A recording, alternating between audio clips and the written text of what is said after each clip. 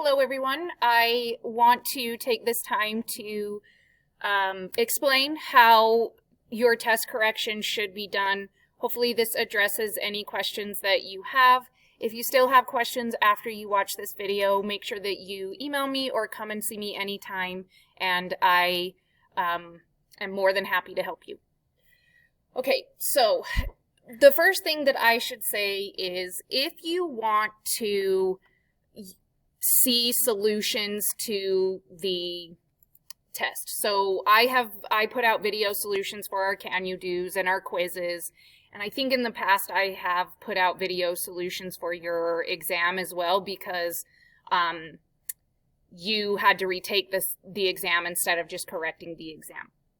So you have some options for getting your test corrections done. You can do them on your own. Maybe you went through your test and you realized where you went wrong and are able to fix all of your mistakes without my help.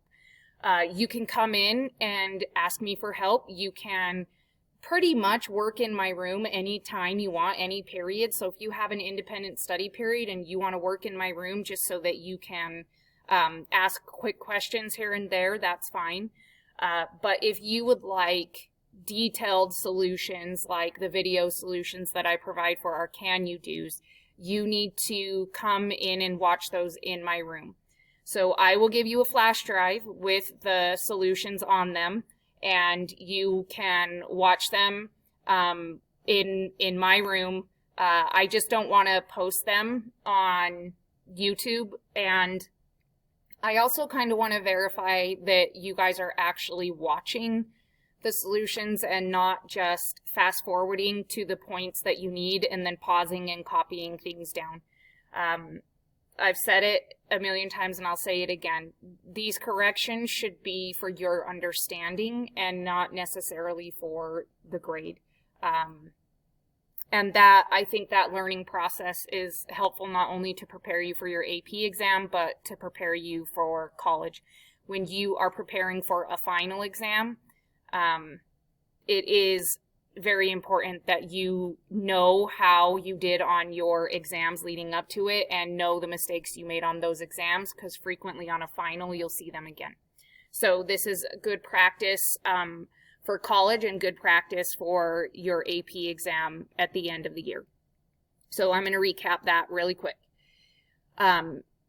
If you would like to watch video solutions, I have those for you. You need to come in and watch them in my room. You can basically come in anytime before school, during lunch, after school, my independent study periods. You could probably even do it during my math classes. I mean, I'll be talking for some of it, but your headphones will probably be in, and so you'd probably be fine if you wanted to basically come in any period. So I think that gives you a lot of options.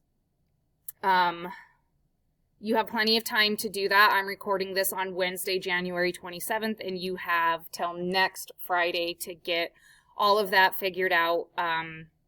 So yeah, you can basically come see me anytime. The only thing is you have to watch the solutions in my room. Okay, that being said, let's actually get into what your test corrections should look like. So on our Canvas homepage, I gave an example of this in our syllabus, and I know that for some of you guys, these images aren't showing up. I've heard that if you click on them, they might download. If you would like a copy of what I'm about to show you, I am happy to give you a copy. But on our homepage in Canvas, this is, sorry, I'm trying to figure out how I can scroll this over so we can see. This is an example of what your test correction should look like. So this test, these questions are from, I believe, Unit 3. And this was much more mathematically intense. To answer these questions, you needed to make some calculations. So showing where you went wrong on these multiple choice questions is a lot easier than some of the questions from our exam. What I'm getting at is it's not enough for you to just change your answer. It's not enough for you to change it from A to C to get your credit back. In order for you to get the most out of this process, you need to explain how you get the right answer, or you can explain why you chose the answer that you chose. So let me hopefully make that as clear as I possibly can. You have two options. You explicitly show or write how you get to the right answer, or you explain why you chose the answer that you did, like what was the mistake in your thinking that led you to choose the one that you did. It is not enough to write, I just didn't know how to do it. I just didn't know how to do it, and I looked in my notes, and now I know, so the answer is C. You have to go through and write the correct reasoning. So if you're struggling with that, if you're struggling with how do I clearly explain why I got this question wrong, watching the video solutions would probably be a great help to you. Just as an example in this video, so you have something to refer to, especially if you are not planning to watch video solutions, we can look at question, I'm getting there, fam, 7.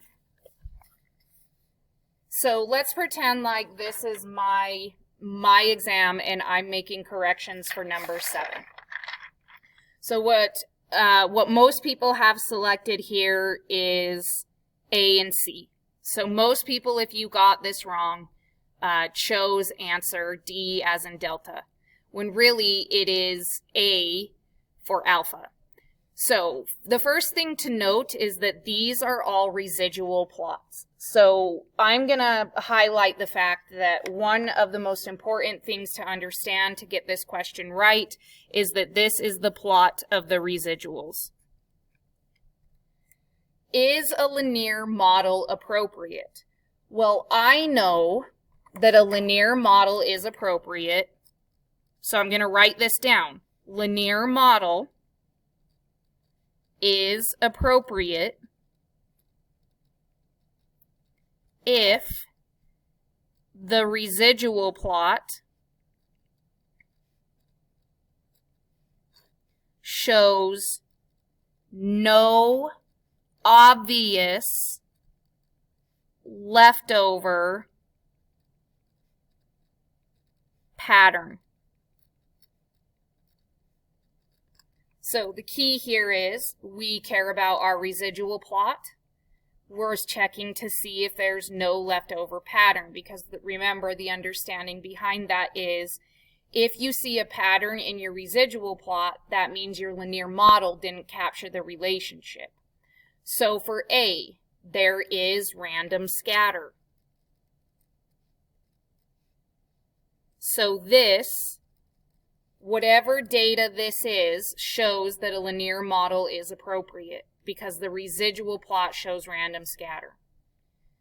B has an obvious curved pattern.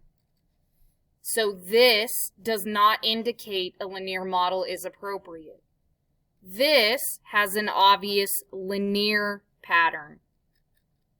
The only thing that shows you that a linear model is appropriate is random scatter. So it is A only. So this is what I mean by you need to show how you got to the right answer. Let's say you chose this one because it looked linear. So you're thinking, well, which of these says that a linear model is appropriate? Well, I didn't think clearly enough, and I chose A because of the random, or this first one because of the random scatter, and C because it was linear. And because it was linear, I thought the relationship was linear. You could also write that. But either way, you need to actually write out how you get to the right answer. You need to be as explicit as possible. Like, you want to be thinking in the back of my mind, I want somebody that doesn't take AP statistics to know exactly where I went wrong and potentially understand how to do this problem. So, like I mentioned, if we're talking about math problems, it's enough for you to just show the math. Like, it's enough that I can see the correct calculation. But on a problem like this, or a problem like 8, there does need to be some additional understanding that I need to be able to see. So I guess I shouldn't say additional understanding.